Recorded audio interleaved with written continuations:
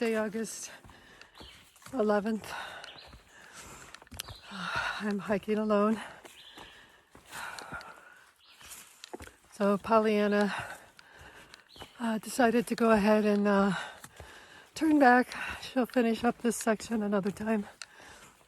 She's going to go ahead and head down to Virginia, but she said she would pick up my suitcase and drop it off in my car before she left.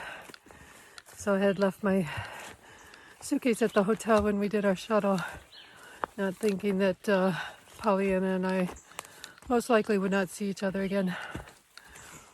So I didn't do a recap last night. I did make it to the south Wilcox shelter.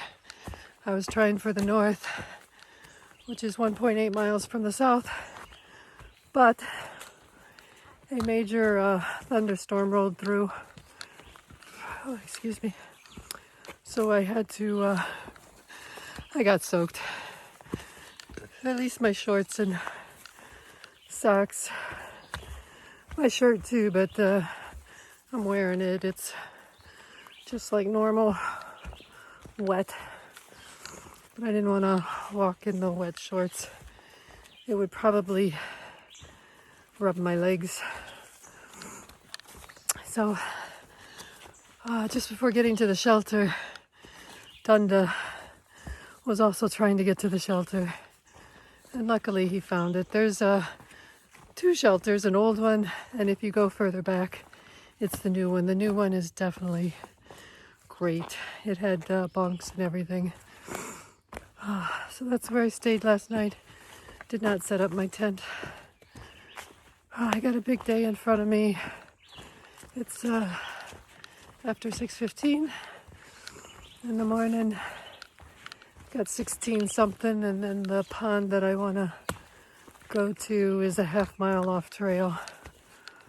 I don't know. When I stop for lunch, maybe I'll look to see if there's any other options.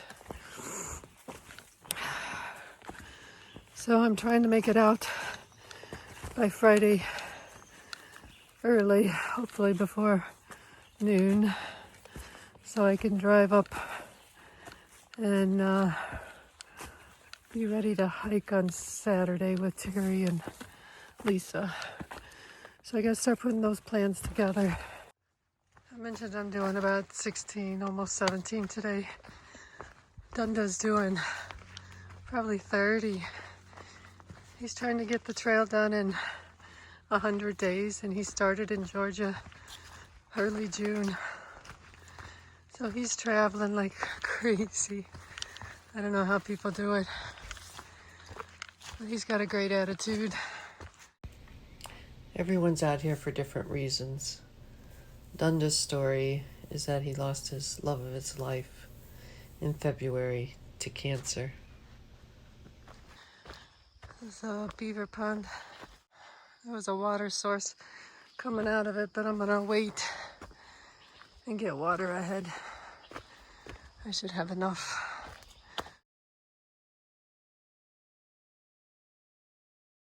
Back to the trail. Just have to watch rocks here and there. I just passed Primo. He was out of food. He needs to get to a town.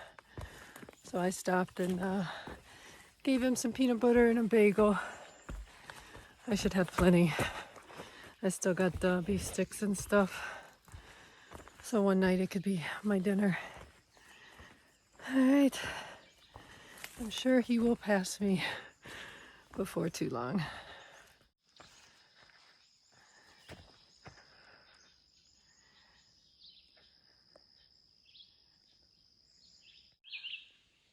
All right, which sign do you believe? Upper Goose Pond Cabin, 14 miles, or Upper Goose Pond Cabin, 11.7? All right, I don't know. I'll have to check gut hooks. That's where I was supposed to go last night. So now I'm really starting my day because I'm on track now. So it's kind of like a late start then. I just checked gut hooks. It's definitely not 11.7. It's 14 something. Whatever that sign said on the bottom was right. So let's just say 14, let's say 15, a mile and a half an hour. I could get in camp between 5 and 7 probably. Gotta go down some rocks. Pay attention. Can you see it? Tina, there's your frog.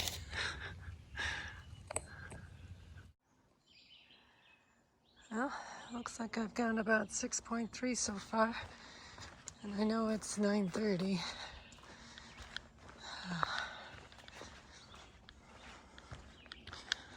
So I'm heading down, which always means there's a big up coming. But that's all right, it'll change it up a little. So I don't have a picture of Primo, but Primo was at Mosey's when we stayed there. I think we had a 0 there. So he had, let's just say the story of wild skivvies continues. And Primo's involved. But, so for those of you that have already heard the story, I apologize. Wild, if you go to his channel, he tells you the story in his words on what happened when I first encountered him in his skivvies and carrying extra skivvies on his back. Well, what I don't think you know is that he had stopped at a deli and had those up on the fence drying and forgot them. And somebody brought them to him, knowing that he had left them. So, and then there was the story, my most embarrassing moment, where I had left my ex officios on the line at the shelter, and Wild brought them to me attached to his, outside of his backpack. Well, apparently in Great Falls, where there was a water on the side of a building. Anyway, he must have washed out his skivvies and left them on a fence to dry. Well, apparently Primo came by and they were hanging there, so he brought him his skivvies. So I don't know what's going on with Wild, but he can't seem to keep control of those skivvies. So I'll try to remember to put a link to his channel. I'm not exactly sure where he is on trail. Primo passed him apparently. And I think 5-0's behind me somewhere. I'm sure he'll catch me sometime today. So, just wanted to get that story before I forgot to tell it. Yeah, so Primo just passed.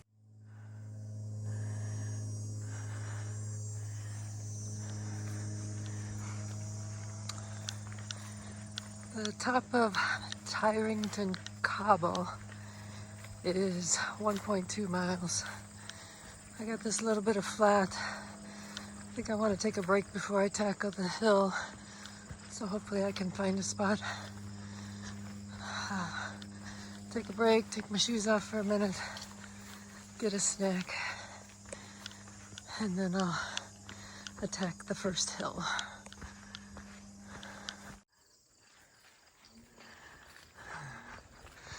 This is gonna be the last of my flat spots for a while. I'm getting close to the top. I don't think I'm quite there, but it's a nice view. Sorry I can't video while I'm going up. I need both of my poles, and you can hear me breathing. And all right, I'm gonna show you the sweat. Can you see?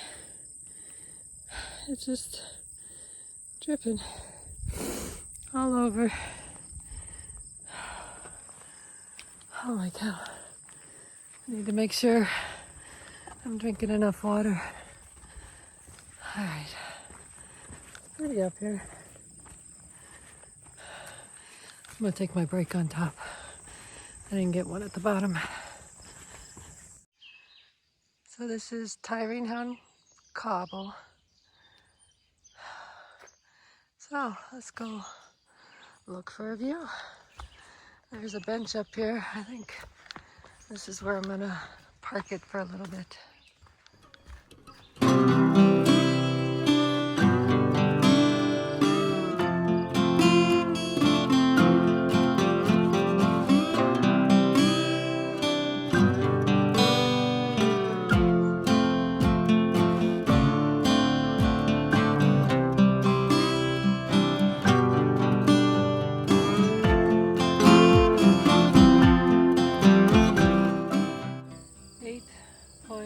.1. Good thing they got boards in here. Looks pretty wet under there. It's pretty through here.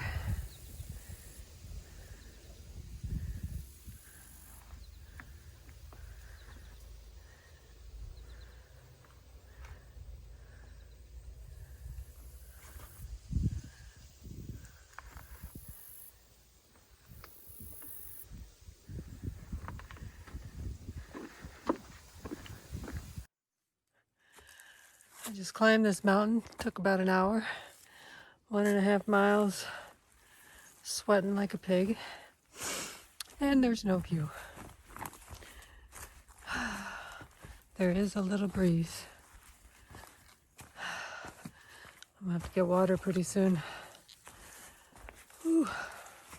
Yeah, that was a tough climb. All right, I don't think I'm going down a ton. There should be a pond or something up a ways. So we'll see if we can get a view there. Gotta catch my breath. Just filled up my water from here. And I took a nice half-hour break while I was doing my water. I had a melted Snicker bar. Still tasted good. Starting to get a glimpse of Goose Pond. So the place I'm staying should have access to this pond.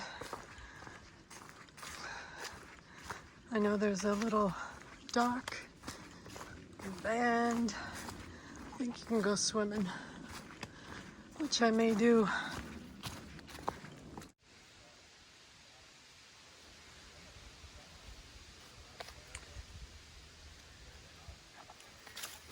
There's the chimney stone.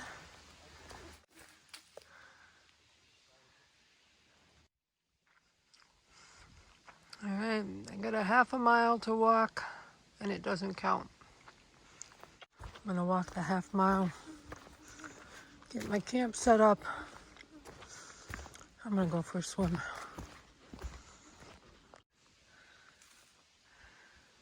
Got a beer box here. I'm gonna go see the cabin.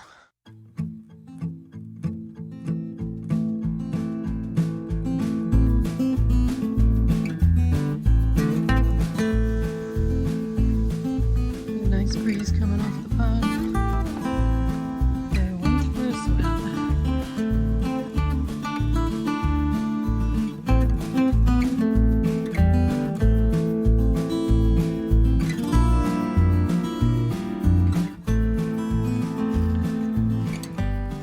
Decide which spot I want for my tent. I think I'll do the other one.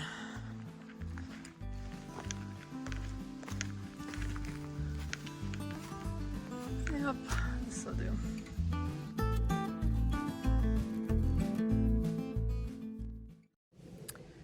Just want to do my wrap up for today. I did over 16 miles. I'll check to see how much I actually did. I was tired. I think I have a longer day tomorrow. I did go for a swim. My hair's all wet. It's turning pretty gray too. A little sad today, so definitely all day by myself. I did see Primo. 5-0 was somewhere behind me, but who knows where he ended up. Pollyanna ran right into him. So Pollyanna's at the hotel, and she got my suitcase so I don't have to go back for it. She's going to drop it off at my car. So that was pretty much the highlight. Had a couple of tough climbs today. Boy, these uphills are getting me for some reason. But the pond was pretty. There's a couple of younger hikers. They're southbounders. One is Whiskey, the other one's Butters, and then Flanders. There was a family down at the bottom by the water. They were kayakers. They came in for the night. So that's about it for today. So just gonna be by myself tonight. Get up early, and it'll be Wednesday.